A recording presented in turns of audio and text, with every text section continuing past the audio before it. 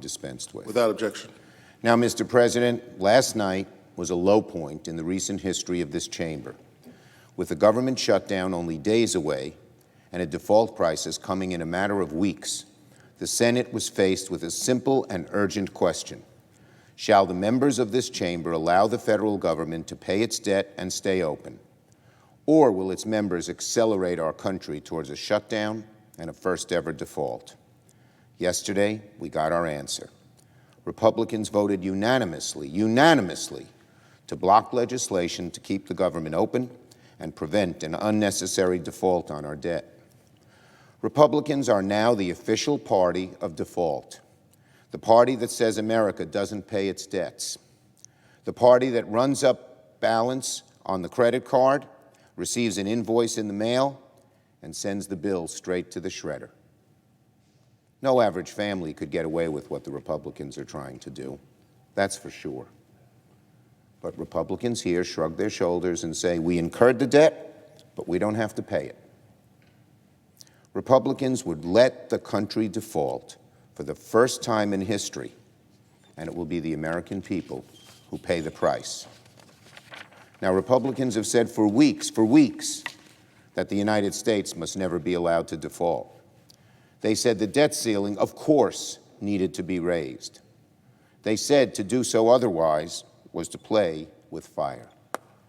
But when given the chance to actually put the fire out, Republicans chose to spray it with gasoline instead. And now our country is staring down the barrel of two Republican-manufactured crises, a government shutdown and a default on the national debt. But, Mr. President, fortunately, there's an easy way to stave off disaster.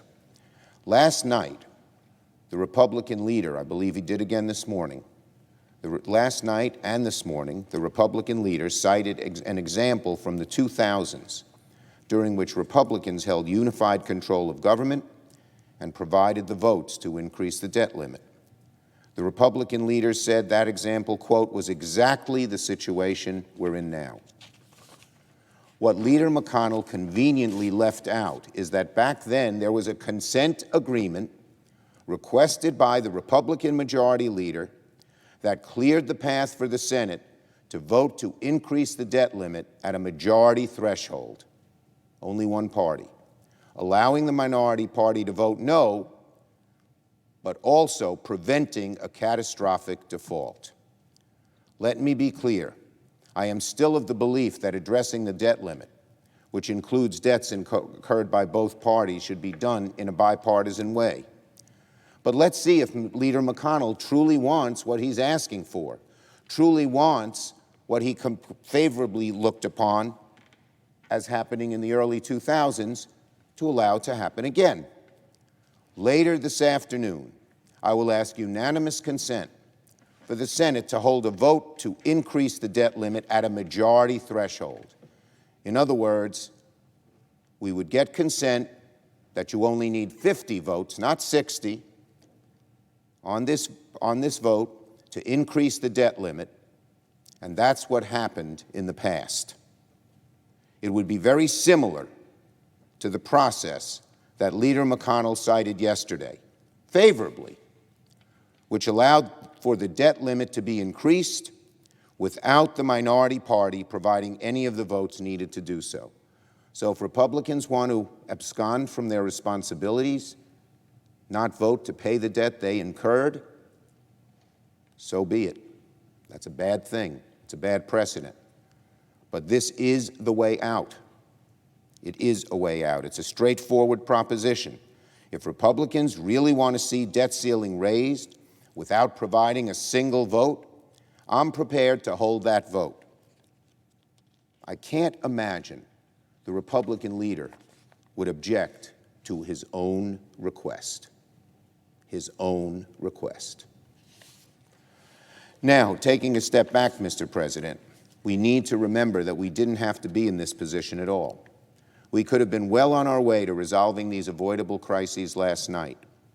The debt ceiling has been raised 80 times over the past 60 years under both Democratic and Republican presidents, under both unified and divided government. 10 years ago, Republican opposition to extending the debt ceiling was considered a fringe, a radical idea. The Republican speaker at the time called the notion of holding the debt ceiling hostage to political ends, quote, insanity, unquote. The Republican leader himself 2 years ago said we needed to raise the debt ceiling because, quote, America can't default, otherwise that would be a disaster, his words.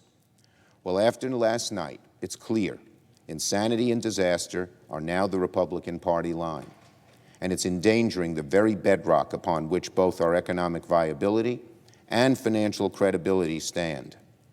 I hope that our Republican colleagues can walk us back from the ledge in a few hours, but it's a sad state of affairs to see one of America's two major political parties so casually, so gleefully playing with the livelihoods of tens of millions of Americans, all for basically a cheap political goal. Democrats, meanwhile, are not going to abscond from these core responsibilities. Keeping the government open and preventing default is vital to our country's future, and Democrats are going to make sure we do not lapse on either, in spite of the dangerous path Republicans have chosen to take us on. I yield the floor.